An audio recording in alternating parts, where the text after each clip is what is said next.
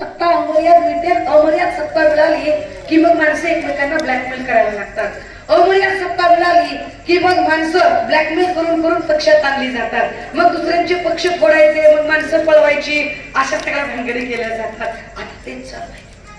एकेकाला blackmail करायचं, पक्षात आणायचं. तुझ्यावर ईडीचा आरोप, चल पक्षात. तुझ्यावर कशाचा देशद्रोहाचा आरोप, चल पक्षात. तू दाऊदचा हस्त, चल पक्षात. आणि पक्षात गेला की स्वच्छच माणूस, निर्मळच माणूस.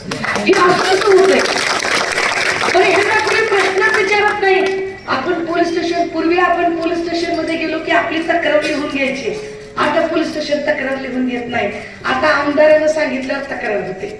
आमदारानं सांगायचं, मंत्र्यानं सांगायचं, पालकमंत्र्यानं सांगायचं की तक्रार होणार आहे का नाही, मग तक्रार होणार. मग आम्ही न्याय कुणाकडे मागायचा?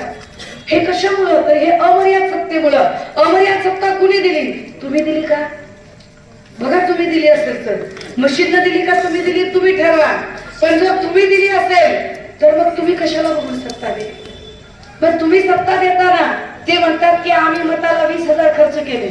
मताला 20,000 कुठून आणले त्यांनी? कुठून आले मताला 20,000 रुपये? दारूच्या धंद्यातनं, मटक्याच्या धंद्यातनं कुठून आले तुमच्या मताला 20,000 रुपये?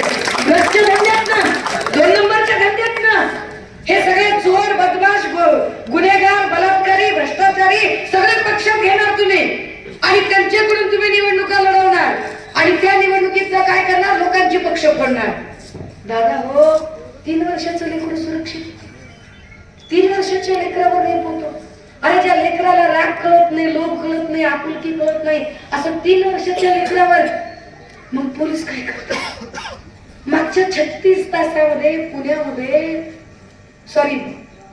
36 तासामध्ये 18 लेकरं गायब झाली. छोटे छोटे छोटे छोटे. कशी काय गायब झाली? कुणी गायब केली? आमचं लेकरू शाळेतून शिकायला गेलं होतं, खेळायला गेलं होतं, मैदानावर खेळत होतं, घरी आलंच नाही. 36 तासात एवढी लेकरं गायब. पोलीस काय करतात? तर पोलिसांचं लक्षच नाही. मग पोलिसांचं लक्ष का नाही? कुठे गेला पोलीस?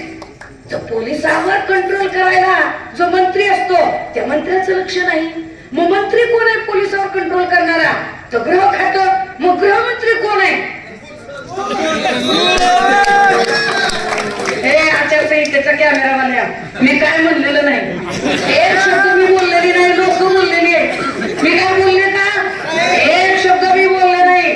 लोकांच्या मनातलं लोकांनी सांगितलं, लक्षात घ्या. कोण आहे गृहमंत्री दादा? फडणवीस साहेब गृहमंत्री आहेत. आणि मग त्यांनी का लक्ष द्यायचं नाही? तर त्यांचं लक्ष कुठं आहे? त्यांचं लक्ष कुठं आहे?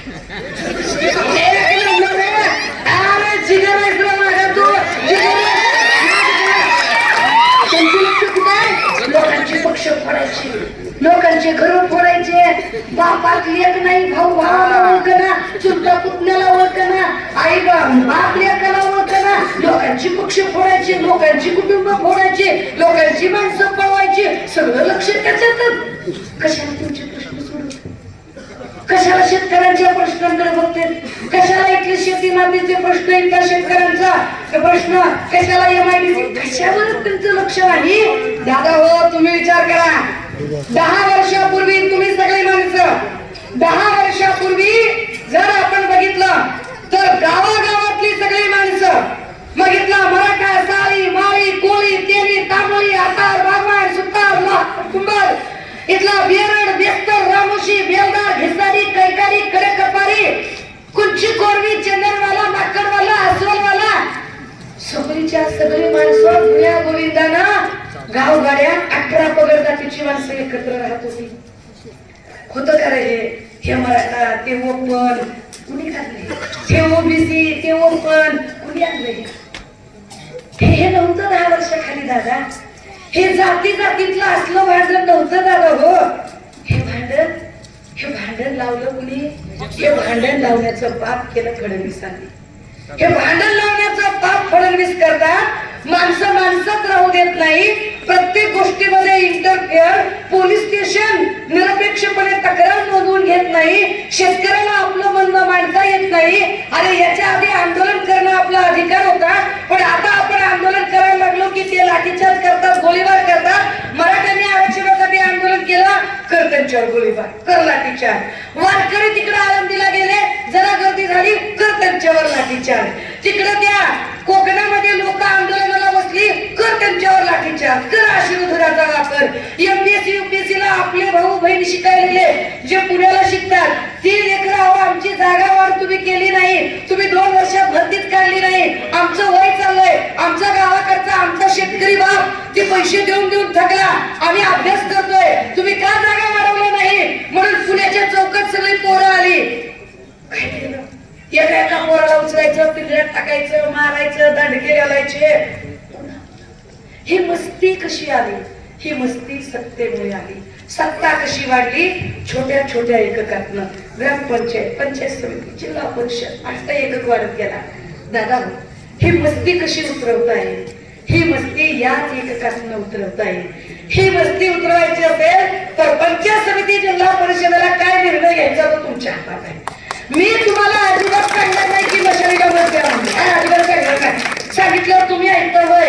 आणि तुम्ही लय ना खुलं माणसं आहे, तुम्ही काय माझं ऐकणार आहे? पण तुम्ही ठरवा, ज्याला आपली कुटुंब एक ठेवायची आहेत त्याला मशालीकडे या. ज्याला कुटुंबात भांडणं लावून घ्यायची आहेत त्याला फडणवीसांकडे जा. आपलं ज्याला सगळं नीती वाळी, सगळं सुरक्षित चांगलं कायद्याचं वातावरण पाहिजे, की मी माझ्या जिल्हा परिषद प्रतिनिधीला फोन केला की माझा प्रतिनिधी माझा फोन घेईल, अर्ध्या रात्री हॉस्पिटल असेल, पोलीस स्टेशन असेल, आमच्या लेकरा बाळांचं ऍडमिशन असेल, कॉलेजचं काम असेल, तहसीलचं काम असेल, इथल्या उपजिल्हा रुग्णालयामधलं सोनोग्राफीचं मशीन काम करत नाही, स्कॅनरचं मशीन काम करत नाही, तिथे आमच्यासोबत प्रतिनिधी व्हावा असं वाटत असेल तर निश्चित मशाल निवडा. जर प्रत्येक ठिकाणी तुमची कमिशन द्यायची तयारी असेल तर फडणवीसांकडे जा. आपलं काय म्हणणार? उद्या काहीतरी इकडे पालकमंत्र्याची सभा विवाह आहे म्हणे. आता ही तो पंचायत समितीच्या सभेला जर पालकमंत्री येतोय, अरे उद्या काय तू गणेश मंडळाच्या अध्यक्षाच्या निवडीला असं कधी होतं का वातावरण? एखाद्या चांगल्या शाळेला ऍडमिशन घ्यायचं बोल की आमदाराचं लेटर आणा. कशाचं ऍडमिशन? पहिलीच्या ऍडमिशन, आमदाराचं पत्र. अरे पहिलीच्या ऍडमिशनला जर आमदाराचं पत्र, तर नोकरीला काय डोनाल्ड तात्याचं पत्र आणायचं? कुणी आणलं हे वातावरण? कुणी केलं हे वातावरण? माय मावल्या इथल्या आशा वर्कर असतील, इथल्या अंगणवाडी सेविका असतील, इथल्या आर्थिक बचत गटांचा विषय असेल, इथली ही जी आमची तरुणी पोरं आहेत, ज्यांचे महाज्योती असतील, सारथी असतील, बांधती असतील, तिथून अभ्यास करणारे आमचे लेकर असतील, आमचे कित्येक युवक असतील, या सगळ्यांच्यासाठी निर्णायक विधायक दिशा दाखवायची असेल, शिवसेना म्हणजे ओपन किचन आहे. आमच्याकडे जे शिस्त ते दिसतं. आम्ही कपटी आणि पाताळ यंत्री राजकारण करत नाही.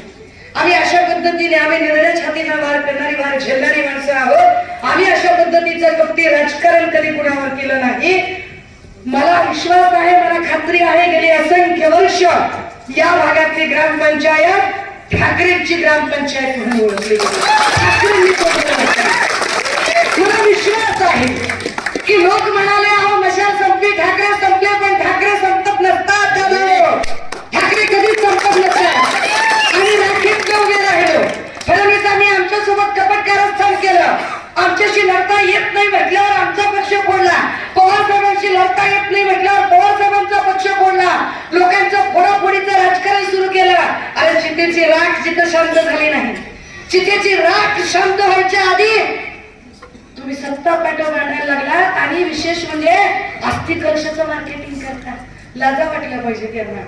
हे अशा पद्धतीने मुळ्यावरचं राजकारण कधी कोणी बघितलं नव्हतं.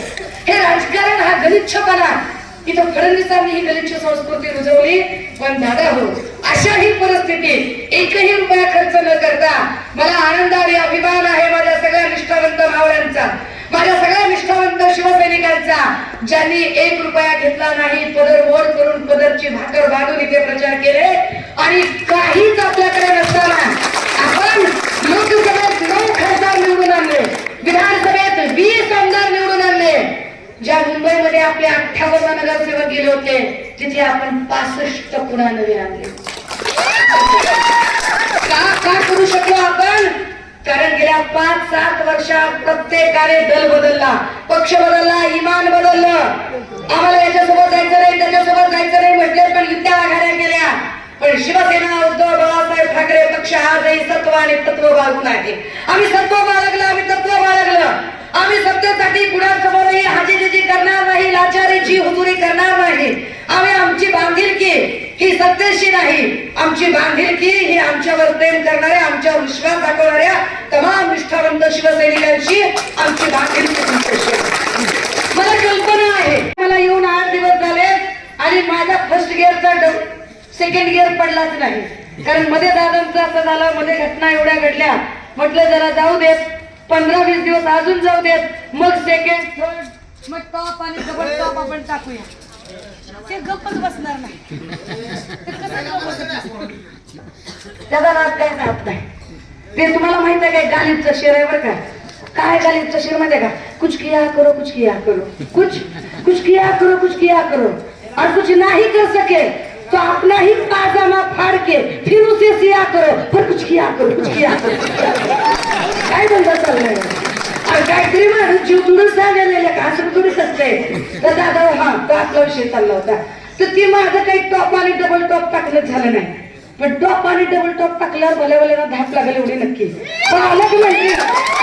पालकमंत्र्याचं काय ती नंतर बघू, आता त्याच्यावर कायच बोलत नाही, कायच नाही. मागच्या वेळेला काहीतरी मला तुम्ही माझ्यावर कसल्या पोट्या करताय, मी सरपुरती मागे लागली तर भल्याला अंधार येईल, मी एवढं मागे लागले, माझा नाद करायचा नाही. पण दादा हो, तुमच्यात काही मनमटाव असते, मी समजू शकते. आपल्या हातात छोटं मोठं कलगीतून असतोय. ह्यानं माझा फोटोच टाकला नाही, त्यानं मला रॅलीतच बोलावलं नाही, ह्यानं माझं फुट नाव घेतलं नव्हतं, आणि त्यानं मला कसं बोलावलं नाही. हे तुमचं सगळं जे काही आहे की नाही, ती आता जरा चाकली मुठ लाखाची ठेवा. थोडस 5 तारखेपर्यंत कळस होता. आता तुमच्यातलं कसलंच हिवदावं काय बाहेर काढू नका. आता 5 तारखेपर्यंत तुम्हाला 7 तारखेपर्यंत काय सुट्टी नाही.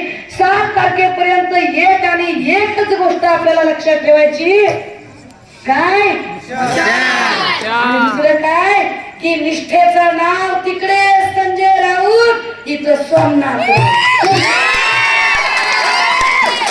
विषयच नाही दुसरं काय. आपल्याला बाकी काय नाही, विषय कट सुरेश बट, बाकीचं काय बोलायचं नाही आपल्याला. मला तुमच्या त्या तांत्रिक गोष्टी जायचं नाही. मशीनवर एवढ्या नंबरला बटन आहे, तेवढ्या नंबरला अजिबात नाही. मशीन बघायची, मशाल बघायची, शिक्का हाणायचा, बस. किती काय नंबरला येईल मशाल, मशीन बघायची, मशाल बघायची, शिक्का हाणायचा. होय, मी आधीच सांगायला 500 रुपये 1000 रुपये आपल्याकडे नाही. किती 500 रुपये. आणि तुम्हाला काय वाटतंय, जे 1000 रुपये आपल्याला देते की काय बरं शिखायला चाललंय होय, अजिबात नाही. अरे मटक्याचे आटे, दारूचे धुंदे, एकाकडे छक्या, दुरीकडे सत्या, तुरीकडे ओपन जीव दिला, क्लोज झोपू दिला, उद्ध्वस्त झाले केले का. एक लक्षात घ्या, संपर्क प्रमुख महिला आली आहे आणि महिलेचं दुःख चांगलं समजू शकते, उत्तम घराचं व्यवस्थापन करू शकते. सोलापूरची घरीच बसून दाखवेल. उद्धव साहेबांना शब्द दिलाय, घरीच बसून दाखवेल. आणि म्हणून जर तुम्हाला विजयाचा शकून करायचा असेल की ताई आलाय तर तुमचा मान ठेवणार आहे, तो मान एवढा ठेवा दादा गो, मी तुमची बहीण आहे, मी तुमची लेक आहे, मी तुमच्यापैकी एक आहे. मला फक्त तुमचं एक मशालीचं मत पाहिजे आणि इथून सोमनाथ राऊतला गुलाल लागला पाहिजे.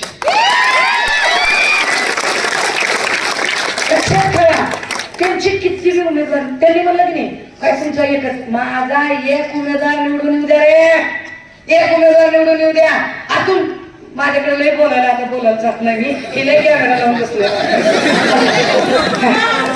दादा मला एक गोष्ट कळते, या गावचा कुठलाही प्रश्न, मग तो MIDCचा प्रश्न असेल, ते रस्त्याचा विषय असेल, तो पथदिव्याचा विषय असेल, वॉटर मीटर गटर असेल, किंवा आमच्या बायकांची सुरक्षा असेल, बायकांशी संवाद असेल, छोट्या पातळीवर ग्रामीण पातळीवरचे आर्थिक गटबांधणी असेल, या प्रत्येक गोष्टीसाठी इथे तुमच्या बचत गटांचे महासंघ असतील, त्या महासंघांच्या साठीचे यशोदासारख्या ठिकाणचे प्रशिक्षण असतील, त्या प्रत्येक गोष्टीसाठी मी हे का बोलू शकते, because Sushma Andhare work as a officer.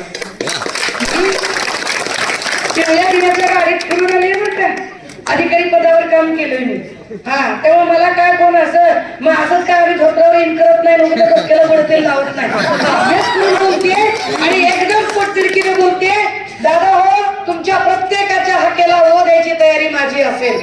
तुम्ही एकदा मला साथ द्या, मी 5 वर्ष तुमच्या सोबत राहील आणि ताकदीने राहील. कुणाचंही तुमचं कुणाचं हॉस्पिटलचं काम असू दे की पोलीस स्टेशनचं काम असू दे की कुठलंही काम असू दे. आणि इट डझंट मॅटर किती सीट आल्या, ही गोष्टच मॅटर करत नाही किती सीट आल्यात ती.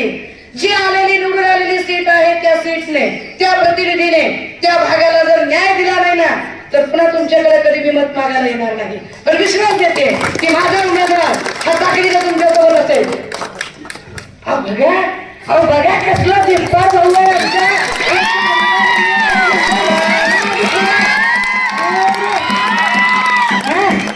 लगेच लगेच